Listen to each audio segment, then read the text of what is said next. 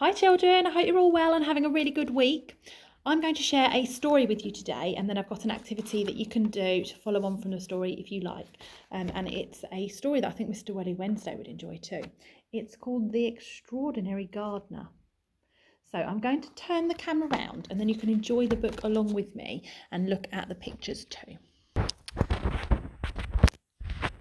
Joe was a boy with a wild imagination. It took him away, far away, to a world less ordinary.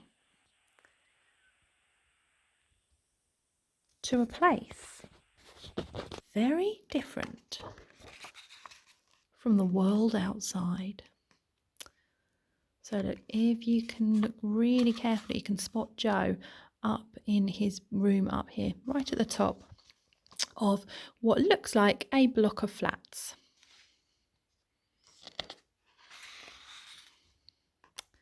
In Joe's world, plants grew taller than skyscrapers, and animals unlike any other roamed the streets and soared through the sky. Every day, Joe longed for his world to come to life. Then one night, while he was reading his favourite book, an idea began to grow. It was full of beauty, colour, scent and song. And it all started with something very small.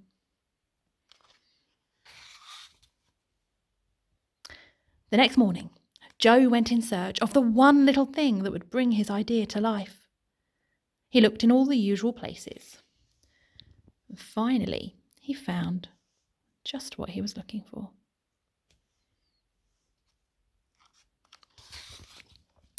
Wasting no time, Joe collected all his tools together and carefully planted the tiny seed. Then he fed it and watered it and quietly waited. And waited and waited some more, but nothing happened. Nothing changed. Children, you might have felt a bit like that if you planted a sunflower seed and were waiting for it to grow. Eventually, Joe stopped waiting. He forgot all about his seed and he went back to what he knew best, imagining. But something was happening. The seed began to grow. It grew and grew and grew. Then, one ordinary day, while Joe was busy daydreaming, something colourful caught his eye. He stepped outside and discovered that where he had planted the tiny seed now stood the most beautiful tree. It's got birds on it and everything. Joe got to work at once. He learned to preen and prune, dig and sow. Every day he brought home new seeds. He started to grow all sorts of things. Before long, the single tree had become a tiny garden that grew bigger and bigger and bigger. Oh my goodness, look at that. And there's Joe looking after all the plants as well. One by one, Joe's neighbours came to visit his beautiful garden. And when Joe saw his new friend so happy, he had another idea. Joe decided to share his garden with people throughout the city.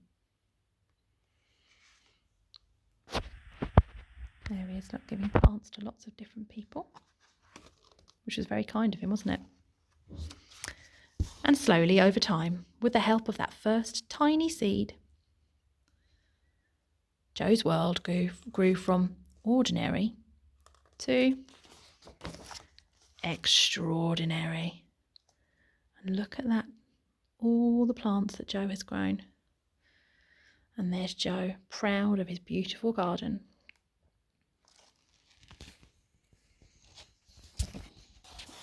So I really enjoyed that book, and it got me to thinking what we could do outside and in nature, and what we could do that maybe we haven't already done. So one of the things I found was to make a nature crown, and I've started. So I got a piece of card and I cut it in half, and then I cut my crown shape along the top. And I then went round my garden, or you could go on a walk to do this if you wanted, but I went round my garden and I collected just a few bits and pieces. So some leaves, so some that had fallen from the trees probably quite a long time ago, some that were just fresh off the trees. I didn't pick any leaves from trees. I waited till they'd fallen down naturally. But I did pick some daisies from the grass, so you can see some daisies on there too. And all I did was with each thing that I found, I just got some glue, put a tiny bit on the back, you don't actually need too much, and stuck it on. I'm going to get another leaf there as well, because I've done a bit of a pattern on mine, and I'm going to stick that on too. And you could use all sorts of things. So I did have some dandelions, which I haven't used, but I could do, and I had a feather that I found, which again I could use. But you might want to have a look for some feathers too, and maybe some thin twigs and sticks that would stick on quite easily, so you could use them as well. I've just kept my pattern very plain and simple. That's my nature crown, and then all I'll do is I'll make sure it fits around my head, and then I'll staple it together. You could use sellotape or glue to put it together. I'm going to staple it today. Pop a staple in, and I have my nature crown. I could probably wear it like that. So there we go. And now I feel like I'm queen of the natural world. So today, children, I'd like you to have a go at making your own nature crown. And also, like we've suggested so many times before, just getting outside, enjoying the outdoors and exploring everything that nature has to offer. Have a lovely day.